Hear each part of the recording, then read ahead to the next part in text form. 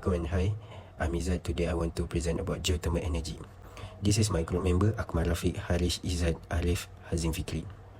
What is geothermal energy? Geothermal energy is heat that comes from inside the earth. We can use this heat to make electricity or to warm buildings. It's a clean and renewable sources of energy.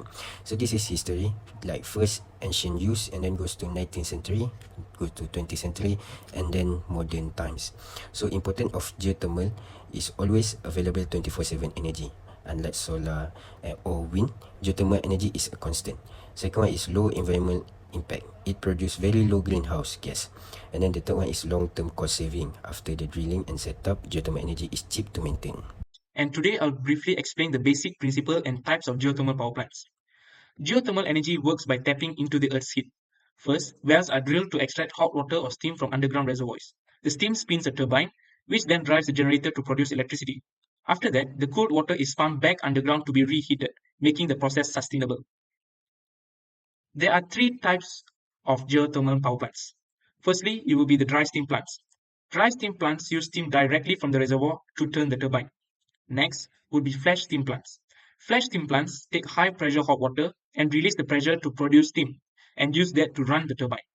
Lastly would be binary cycle plants. Binary cycle plants use moderate temperature water to heat another fluid with a lower boiling point, which then vaporizes to drive the turbine. This makes geothermal energy a clean, renewable, and efficient power source. Now, let's explore the construction components of a geothermal power system. It all starts with production wells, which extract the hot water or steam from beneath the Earth's surface. The steam is directed to turbines, which convert the steam's pressure into mechanical energy, generating electricity. After passing through the turbine, the steam needs to be cooled down. That's where cooling systems come in, using either cooling towers or air-cooled methods. We then have the injection wells, which pump the cooled water back into the earth to maintain pressure in the geothermal reservoir. It's a key step for sustainability. Heat exchangers are used in some systems to transfer heat to a secondary fluid, helping generate steam for turbines more efficiently. Power generation units take the mechanical energy from the turbines and convert it into electricity.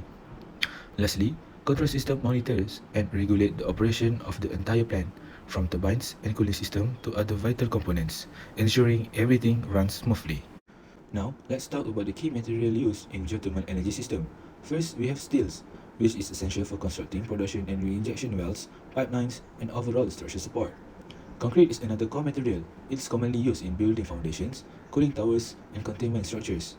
We also use copper, thanks to its excellent thermal conductivity, especially in heat exchangers and electrical components. Specialized alloys are important for turbine because they can withstand the extreme temperatures and pressure found in geothermal system. To support insulation and cooling system, fiberglass and composites are used, offering both strength and heat resistance. Next, polymers are utilized in seals, pipes, and membranes due to their strong resistance to geothermal fluid. And finally, we have geopolymer concrete, a sustainable alternative to regular concrete that's highly resistant to heat and chemical exposure. Now I will talk about the requirement and the site selections for geothermal energies.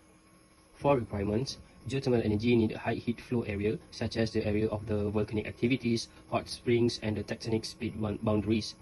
Second is permeable rock formations. These requirements will allow the water to circulate and carry the heats. Next is water source availability.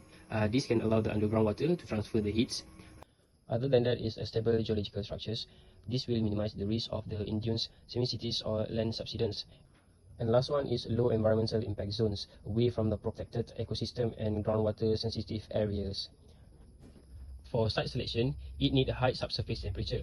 For subsurface temperatures, it is typically above 150 degrees to generate the electricities. Next is accessible depth. Height source should be reached at the economically drillable depths, mostly below than 5 kilometers. Next is a sustainable reservoir. This should support the long-term energy extractions without rapid declines. Other than that is a favorable legal and land use conditions. It needs a permit, land right, and minimal land use conflicts. And the last one is a proximity to infrastructures, close to power grid and road to reduce the development costs. I will continue with the next part of our presentation by sharing two real-world examples of geothermal power plants. The first one is the Geysers in California. It's the largest geothermal complex in the world, producing about 735 megawatts. It uses dry steam directly from underground. Next is the Darajat geothermal power plant in Indonesia. It generates around 271 megawatts. using a hybrid system of dry steam and flash steam. Let's look at some advantages of geothermal energy. It's renewable, has low emissions, needs less land, provides a stable power supply, and the plants can last a long time. But there are also disadvantages. It has a high starting cost, only works in certain locations, may cause earthquakes, there's a risk of steam running out, and it might impact the environment. This is our references. Thank you.